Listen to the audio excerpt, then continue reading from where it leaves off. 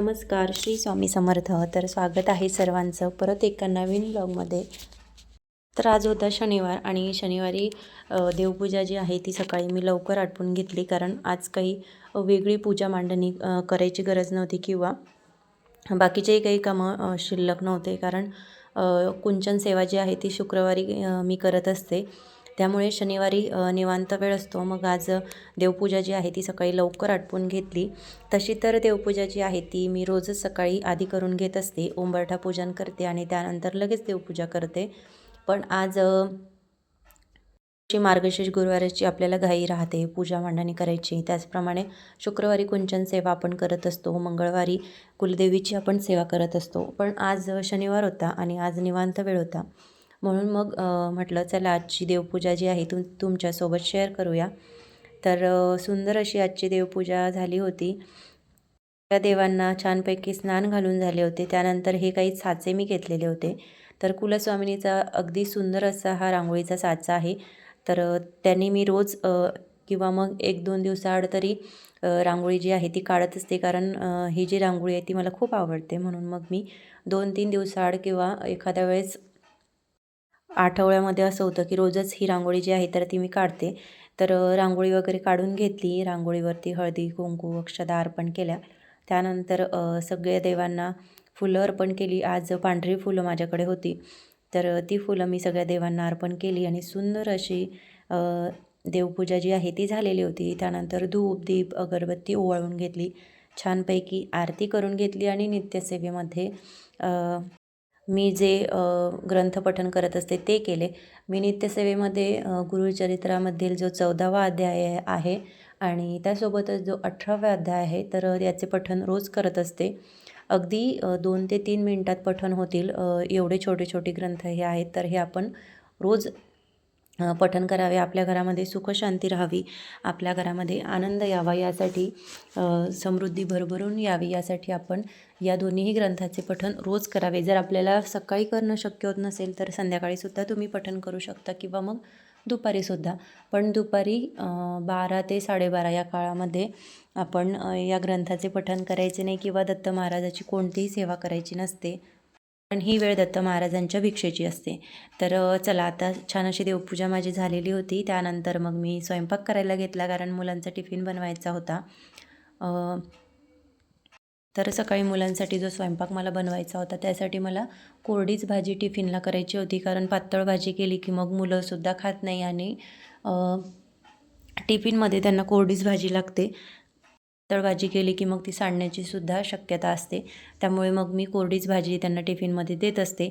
पण काय होतं, मुलं नेहमी पालेभाज्या खात नाही किंवा एखादी फळभाजीसुद्धा बऱ्याच वेळा खात नाही.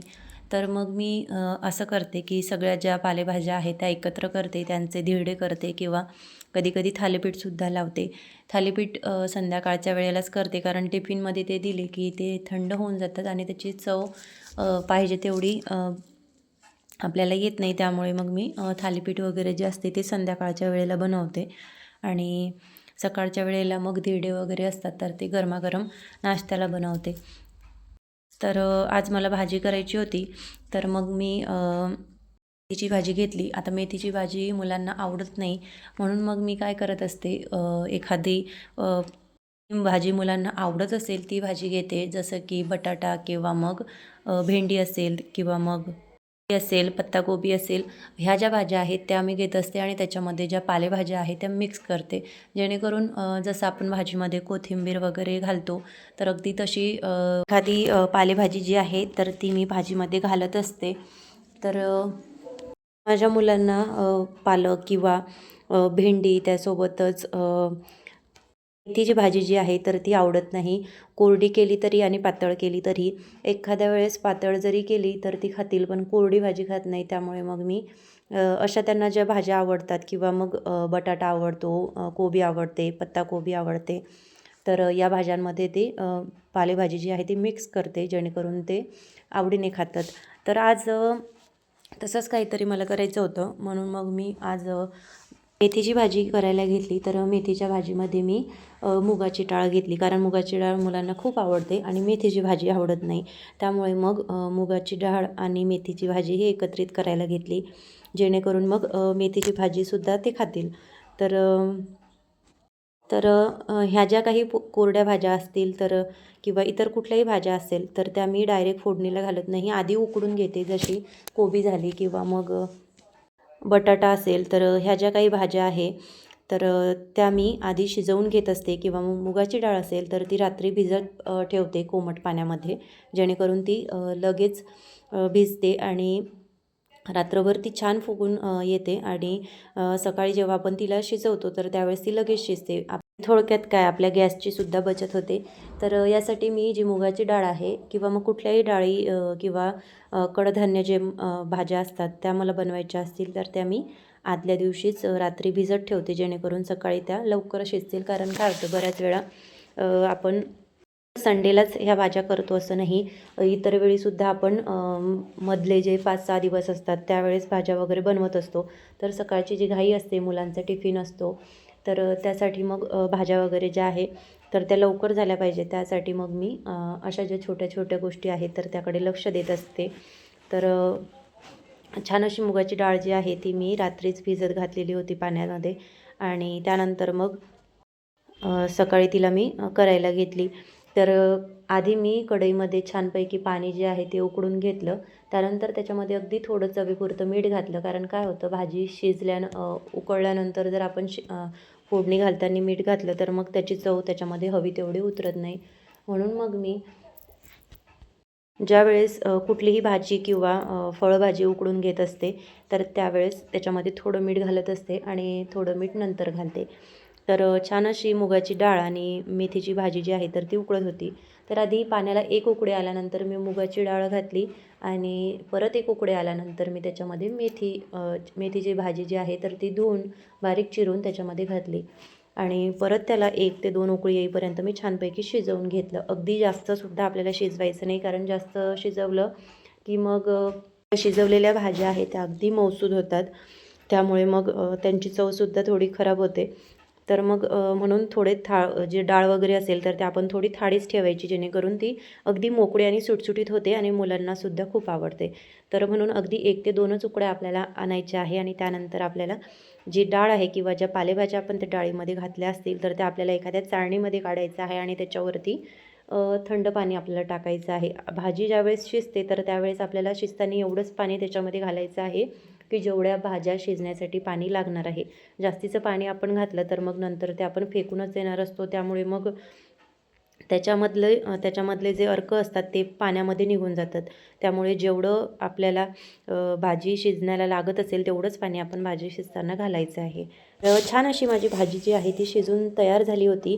त्यानंतर मग मी फोडणीला घातलं. तर फोडणीला मी जास्त काही घालत नाही. कांदा आणि जिरे मोहरीची फोडणी मी घालत असते. त्यानंतर वरून छानपैकी कोथिंबीर टाकते, कारण त्याऐवजी जास्त काही टाकलेलं मुलांना आवडत नाही, म्हणून मग मी तेवढंच फोडणीला घालते. आणि त्यानंतर त्याच्यासोबत जो पावभाजी मसाला असेल किंवा मग पेरी पेरी मसाला असतो, त्यासोबतच जो आपला पास्त्याचा मसाला असतो तर तो मी घालत असते, जेणेकरून मुलांना पास्त्याची किंवा छानपैकी पिझ्झाची चव येते आणि त्या आवडीने भाजी जी आहे तर ती खातात. तर त्यासाठी मी हे जे मसाले आहेत ते थोडेफार घालत असते आणि जे आपले बेसिक मसाले असतात ते मी भाजी शिजवताना फोडणीला घालत असते. तर छान अशी भाजीला फोडणी माझी देणं चालू होती. तर त्याच्या आधीच मी पोळ्या वगैरे ज्या आहेत त्या टाकून घेतल्या होत्या, कारण मग सकाळी सकाळी सगळं जर करायचं म्हटलं खूप घाई होते, म्हणून मग पोळ्या वगैरे सगळ्या टाकून घेतल्या आणि त्यानंतर छानपैकी भाजी फोडणीला घातली आणि अगदी 2 ते 3 मिनटं भाजी परतवून घेतली, कारण आधीच भाजी जी आहे मुगाची डाळ आणि मेथीची भाजी ती मस्तपैकी शिजलेली होती. त्यामुळे परत तिला शिजवण्याची गरज पडली नाही. आता भाजी वगैरे शिजून झाली होती, त्यानंतर परत त्याच्यावरती चवीनुसार मीठ मी जेवढं लागेल तेवढं घातलं आणि त्यानंतर छान अशी भाजी जी आहे ती माझी तयार झाली होती. त्यानंतर मुलांसाठी मी टिफिन काढून घेतला आणि सगळ्यात आधी पोळ्या ज्या आहेत त्या मी थंड व्हायला ठेवल्या, कारण टिफिनमध्ये गरम गरम पोळ्या भरल्या की मग त्याला ओलावा येतो आणि पोळ्या थोड्या नरम पडतात. त्यामुळे मग पोळ्या आधी काढून ठेवल्या होत्या, त्या थंड होऊ दिल्या आणि थंड झाल्यानंतर मग भाजी वगैरे काढून घेतली.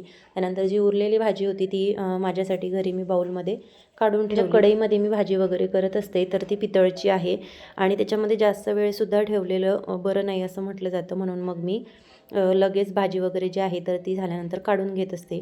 तर बघा सगळा जो टिफिन वगैरे आहे तो तयार झाला होता. त्यानंतर गॅस ओटा जो आहे तो स्वच्छ मस्तपैकी पुसून घेतलेला होता आणि सगळी कामं जी आहे तर ती माझी आवरली होती. तर कसा वाटला तुम्हाला आजचा हा छोटासा व्लॉग हे कमेंट करून मला नक्की सांगा.